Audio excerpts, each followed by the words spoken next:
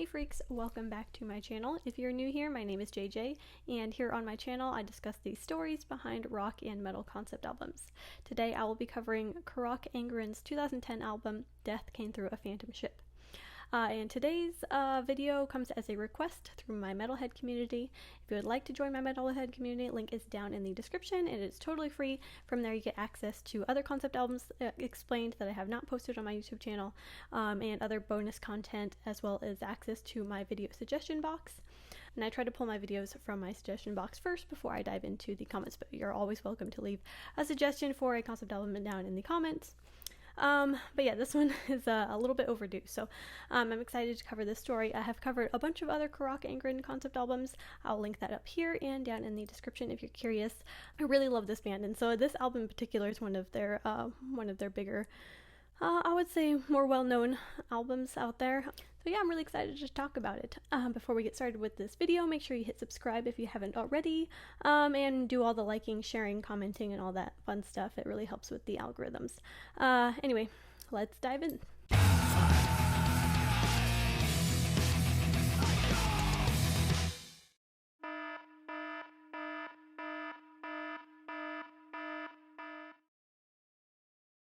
So this album covers the story of the maritime folktale of the Flying Dutchman.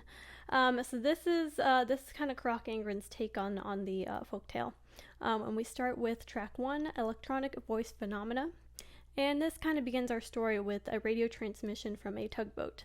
And we can kind of assume that this tugboat has spotted this ghost ship, this Flying Dutchman. And that's just kind of like our little intro to this story. We then get on to track 2, where we get a little more details in the song, The Sighting is a Portent of Doom. So this story kind of sets sail with the captain of the tugboat from the last track, and we are seeing him on his ship, and on his radar he attempts to contact the vessel that he sees on his radar, but all his radio transmissions have gone unanswered until these ghostly voices come through the radio, and suddenly this derelict black ship emerges from the mist, and the ship is totally abandoned and completely fills our captain with this horrible dread, this terrible fear at the first sighting. However, the ship just kind of sails on past without incident, and the captain begins to wonder if he had just imagined it. But he kind of can't shake this feeling that it gave him, this kind of like heebie-jeebie, like creepy feeling that he just can't shake, that he's really encountered something demonic, something otherworldly, and something very dangerous. That takes us into track 3 and The Consequence Macabre.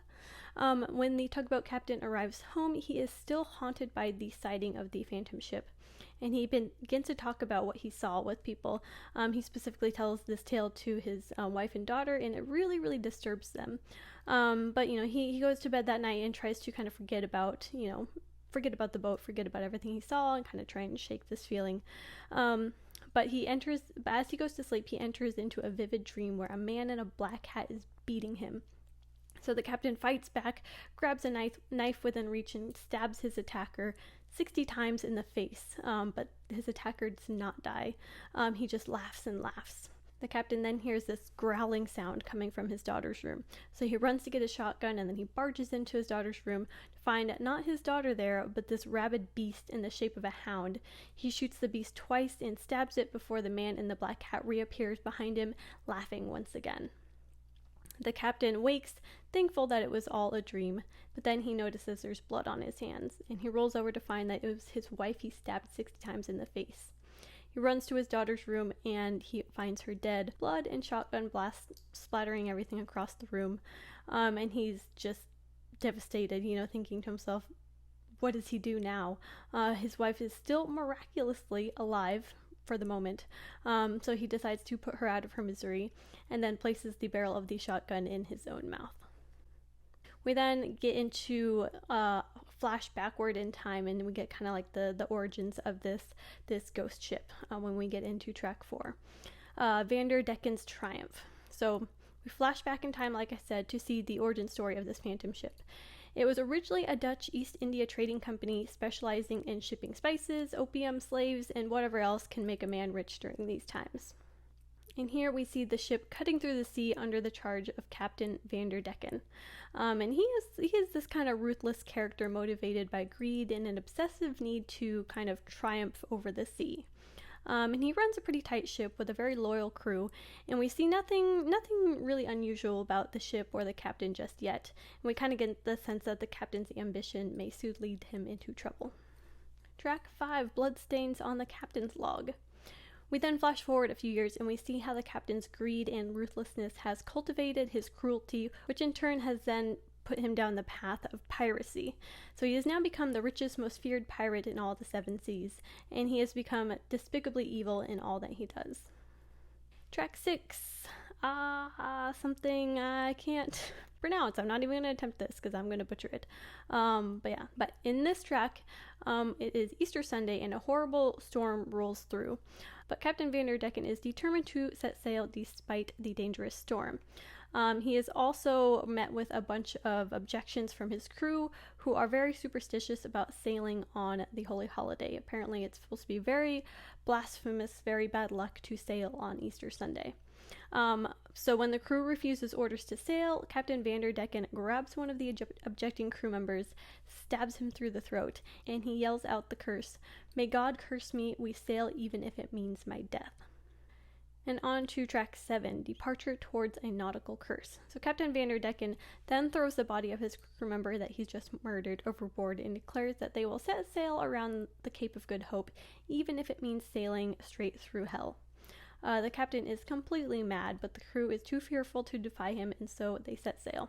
Soon the storm rages on the high sea, and it rips apart parts of the ship and turns it black from lightning strikes. All the while the captain flings curses into the wind and rain. When the storm finally abates, they sail on through calmer waters. However, the sun never rises, and they don't ever find land. For months and months they sail on through the darkness, lost in an endless purgatory. Their supplies dwindle, illness runs rampant, and the crew begin to die or throw themselves over the edge one by one. Then, one day, Captain Vanderdins emerges from his cabin and slaughters all his remaining crew. He then ties himself to the wheel and declares that he will not yield. At his words, a new storm crashes through. The main mast is struck by lightning, and shards of it impale the captain through his chest, effectively ending his life, but his twisted, evil soul continues to live on. Track 8, The Course of a Spectral Ship. Years later, whispers of a phantom ship begin spreading. One sailor tells a tale of a recent voyage where a dark storm rolled through, and in its wake appeared a demon ship. It abruptly changed course and sailed right towards them, and our witness sees a ghost at the helm, surrounded by dead bodies with a rabid hound at his side. The phantom smiles as he steers the ship right into them, but the ghostly vessel passes straight through theirs and disappears.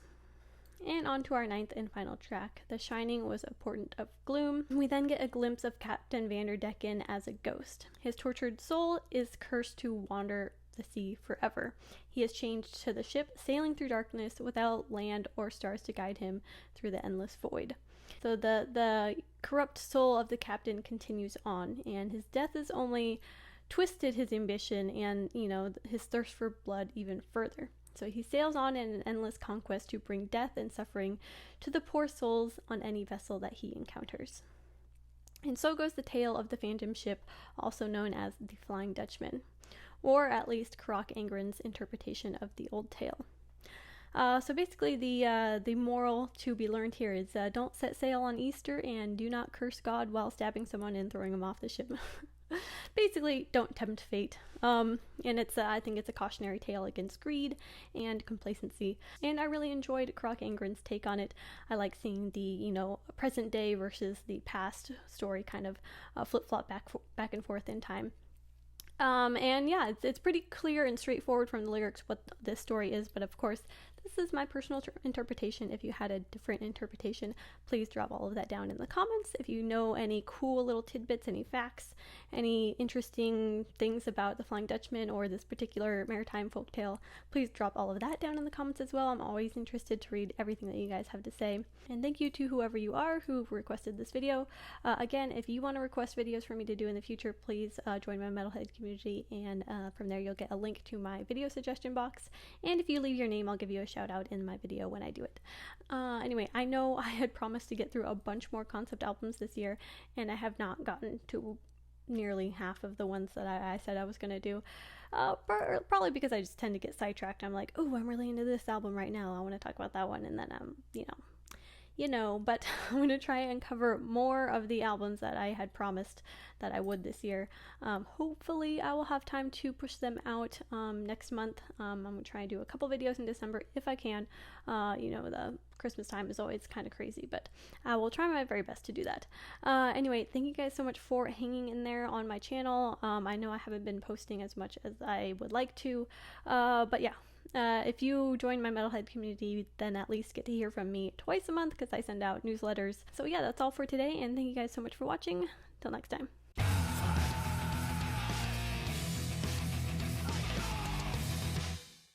Should I wear this pirate hat for the thumbnail? Is that too dorky? I think I'll do it. I'm a dork anyway. Who gives a shit?